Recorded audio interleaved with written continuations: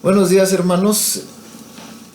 Vamos a iniciar este tema de esta mañana que se encuentra en el libro, en la carta del apóstol Pablo a Timoteo, la primera carta a Timoteo, del versículo 12 al 20.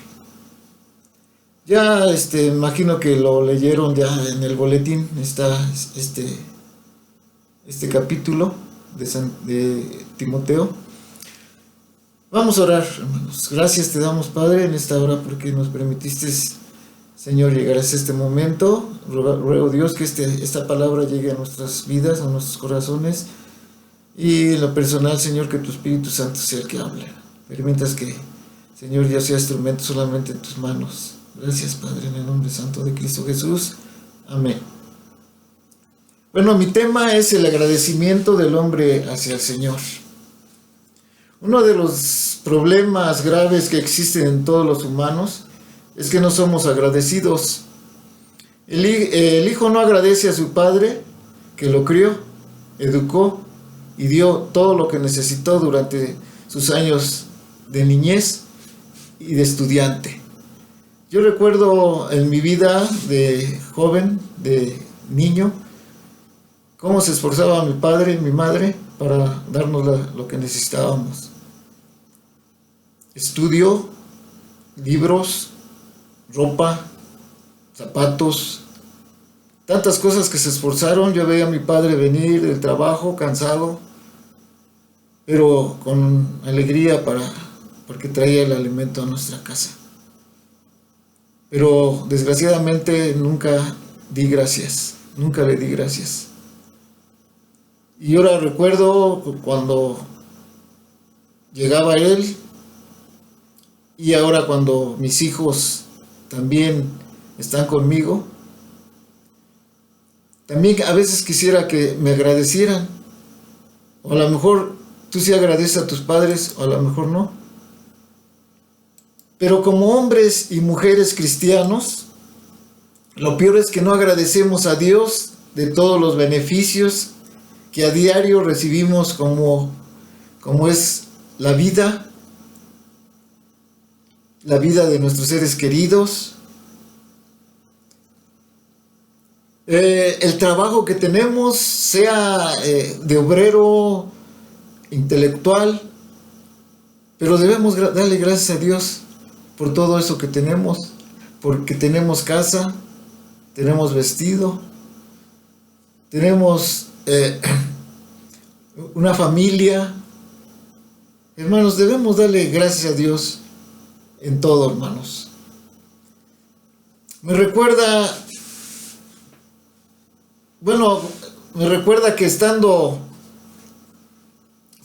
Daniel, el profeta Daniel, orando en su ventana, dice que 3 veces al día oraba. Cuando Daniel supo que el edicto había sido firmado, un edicto, hermanos, de la cual formaron unos hombres, que todo aquel que orara a un dios o a un ídolo o al Dios verdadero, si le encontraba orando, iba a ser echados a la fosa de los leones. Y Daniel, sabiendo esto, entonces vemos cómo en su oración da gracias. Dice la palabra de Dios que oraba y daba gracias delante de su Dios, como lo solía hacer antes. Él no se entristeció o lloró porque iba a ser echado a los leones. Él tenía fe y sabía que estaba orando a un Dios vivo, a un Dios verdadero, y estaba dando gracias a este Dios que lo iba a salvar. Esa era su confianza de Daniel. A veces, hermanos, todavía más es que no reconocemos la salvación tan grande de parte de Dios por medio de Cristo, el que nos haya adoptado como sus hijos, y en muchos casos el que a pesar de nuestra indignidad, Dios no tenga Dios nos tenga sirviéndole aún a Él. Aquí nosotros podemos ver, hermanos, el ejemplo del apóstol Pablo. Aquí en el versículo 12 de 1 de Timoteo nos dice: doy gracias al que me fortaleció, a Cristo Jesús nuestro Señor. Aquí el apóstol Pablo estaba dando gracias a Dios porque lo fortaleció. El apóstol Pablo no andaba en un lecho de rosas. Él fue perseguido, apedreado, encarcelado. Él no dormía en un costal, no dormía en un colchón, sino dormía tal vez en una cama con un costal. O no sabemos si su cama tenía esponja. Él no dormía así tan a gusto, porque estaba encadenado, estaba preso. Entonces imagínense, hermanos, dormir con cadenas, con los, podemos decir, grilletes en las manos, en los pies. El apóstol Pablo aún así daba gracias a Dios, estaba agradecido a Dios. Así que vemos el ejemplo de San Pablo dándole gracias al Señor por todo lo que hizo en su vida. En el versículo 13 dice: y habiendo yo sido antes blasfemo, perseguidor, injuriador, mas fue recibido a misericordia, porque lo hice por ignorancia e incredulidad. Bueno, según el apóstol Pablo, ignoraba que perseguía al mismo Jesucristo, al mismo Jesús. Él pensaba que estaba haciéndole un bien a Dios al perseguir a estos hombres que adoraban a un rey no conocido, entonces que no guardaban la ley, porque para él solamente el rey, su rey era Herodes y el César. Y para los cristianos solamente había un rey, que era el Rey de Reyes y Señor de Señores, que era Jesucristo. Por eso él pensaba que estaba persiguiendo y estaba haciendo un bien a Dios. Pero no, hermanos, esto estaba equivocado el apóstol Pablo. Por eso dice en el 13: habiendo yo sido antes blasfemo, perseguidor, injuriador, mas fui recibido a misericordia, porque lo hice por ignorancia y incredulidad. Y luego el 14 dice: pero la gracia de nuestro Señor fue más abundante con la fe y el amor que es en Cristo Jesús. Nosotros podemos ver también aquí en el versículo 14 que el apóstol Pablo demostró su agradecimiento por la gracia de Dios, que fue superabundante la gracia de Dios en él. Si su pecado era abundante de Pablo, la gracia fue superabundante. ¿Cómo no iba a estar agradecido? ¿Verdad? ¿Cómo no va a estar agradecido con Dios? Con una fe y el amor. Ahora el apóstol Pablo tenía fe y amor. Anteriormente tenía odio hacia los cristianos. Pero fíjense, hermanos, cuando él vino a Jesús, se quita ese odio. Y Dios le da amor, le da fe. Entonces él tenía una fe y un amor. Aquí indica el efecto de la gracia de Dios en el corazón de Pablo, porque ya decíamos, antes odiaba y ahora amaba. Antes tenía una fe equivocada y ahora tiene una fe verdadera. Tenía una fe verdadera. Antes Pablo era celoso de su religión y ahora Pablo fue celoso de Cristo. Él, recuerden que era fariseo de fariseos, ¿verdad? Instruido a los pies de Gamaliel. Él era un hombre, según entre comillas, era un hombre recto en su religión. Él defendía mucho su religión, su fe en su religión. Y a veces, desgraciadamente, hermanos, nosotros defendemos más la religión que a Cristo. ¿Sí me entienden? A veces defendemos, no, es que yo soy presbiteriano, yo soy bautista, yo soy de Pentecostés. Y a veces, como hombres, defendemos nuestra religión. Pero, hermanos, nunca defendemos a Jesucristo. Nunca defendemos a Jesucristo. Y todo aquel que, así como Pablo perseguía a los cristianos, pensando que estaba haciendo un bien. Y a veces nos pensamos que estamos haciendo un bien también en estar defendiendo nuestra religión. Claro que nosotros debemos defender la doctrina verdadera. Por eso nosotros a veces defendemos la doctrina, no defendemos nuestra religión.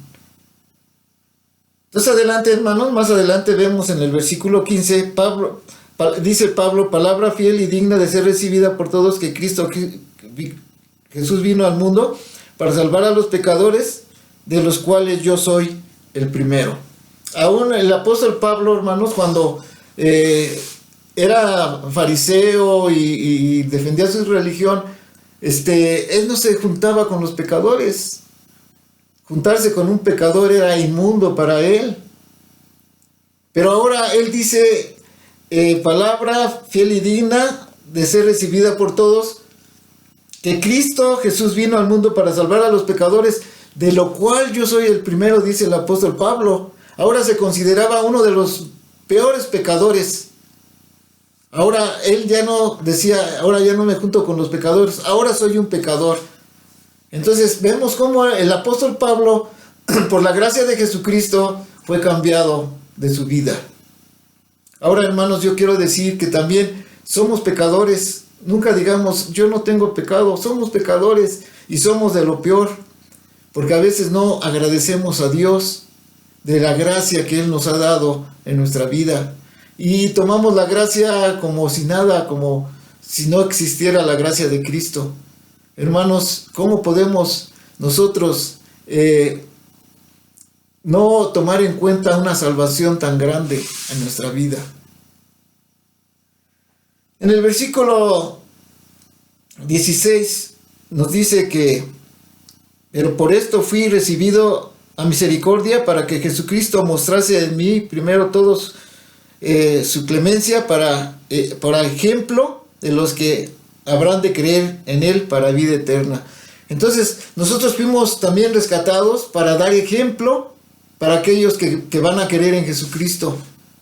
Hay que ser un ejemplo, hermanos, a la gente. Pablo fue un hombre agradecido por haberlo puesto Dios como ejemplo de su misericordia. En el versículo, capítulo 12 de Isaías, que también leímos en el boletín, nos dice, en aquel día yo cantaré a ti, oh Jehová, pues aunque te enojaste contra mí, tu indignación se apartó y me has consolado.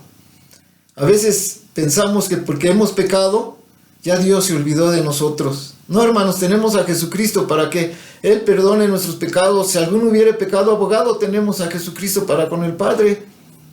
El pueblo de Israel pecó, se olvidó de Él y fue castigado en el desierto. 40 años anduvo perdido.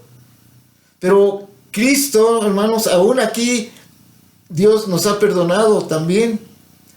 Y este pueblo de Israel fue perdonado. Por eso Isaías les decía, en aquel día dirás, cantaré a ti, oh Jehová, pues aunque te enojaste contra mí, tu indignación se apartó y me ha consolado. Dios nos consuela, hermanos, Dios nos consuela, y eso es hermoso porque Dios nos consuela. Ahora vemos, hermanos, que fue un hombre, Pablo, agradecido con Dios, de allí que exclamó una alabanza, una doxología maravillosa, ahí en el versículo 27. Por tanto, el Rey de los siglos, inmortal, invisible, al único y sabio Dios, sea honra y gloria por los siglos de los siglos.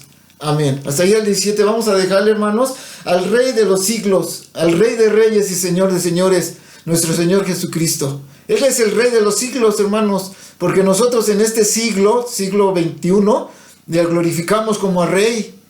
Pero dice su palabra de que de generación a generación celebrarán su nombre a este Rey. Así que después, si Dios no viene, el Señor Jesucristo no viene, aquí a otros 2000 años, hermanos, va a seguir siendo el Rey de reyes y Señor de señores. Es el Rey de los siglos, dice el apóstol Pablo. También dijo que era inmortal, era un rey que no muere. ¿Cuántos reyes desde el Antiguo Testamento hasta hoy, que hay reyes en algunos países, han vivido tantos años? No, mueren, son inmortales, pero nuestro rey es mortal, no es inmortal. Perdón, nuestro rey no es mortal, es inmortal. Él vive para siempre. Por eso dice el apóstol Pablo también, alaba al invisible.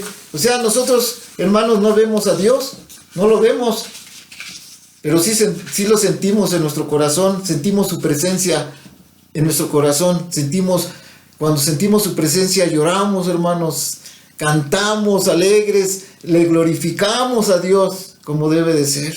Ese es sentir su presencia, es sentir a Dios, aunque no lo vemos, pero lo sentimos en nuestro corazón. Porque Él es el único Dios vivo y verdadero. No hay otro Dios, hay muchos dioses de los hombres, pero Dios es el único Dios vivo, el único Dios que conoce tu mente, el único Dios que conoce tu corazón, porque Él es sabio, dice la palabra de Dios aquí el apóstol Pablo. Él es sabio, conoce tu corazón, es omnisciente, conoce tu vida. Antes de que tú hablaras, Él ya conoce lo que vas a hablar. Así que, hermanos, sabemos que tenemos un Dios sabio, un Dios poderoso. Pero para concluir, hermanos, una última pregunta. Ante todo lo expuesto, lo que escuchaste en esta hora, ¿no es digno Dios, hermanos, de agradecimiento y de adoración? Ahí te lo dejo, hermanos. ¿No es digno Dios de agradecimiento y de adoración? Debemos adorarle, agradecerle, hermanos, de todo lo que nos da y de todo lo que no nos da. También debemos agradecer, hermanos. Dice la palabra de Dios que debemos orar y debemos dar gracias en todo. Orar en cada momento y dar gracias en todo. Y el apóstol Pablo, hermanos, termina diciendo, sea honor y gloria por los siglos de los siglos, y terminó con un amén, un así sea. Hermanos, que así sea, que todos los cristianos de todos los tiempos rindamos honor y gloria a nuestro Dios y soberano. Que seamos agradecidos por lo que es, por lo que nos ha dado y por lo que no nos ha dado. Así que, hermanos, seamos agradecidos y digamos amén, Señor. Dios te bendiga, hermano.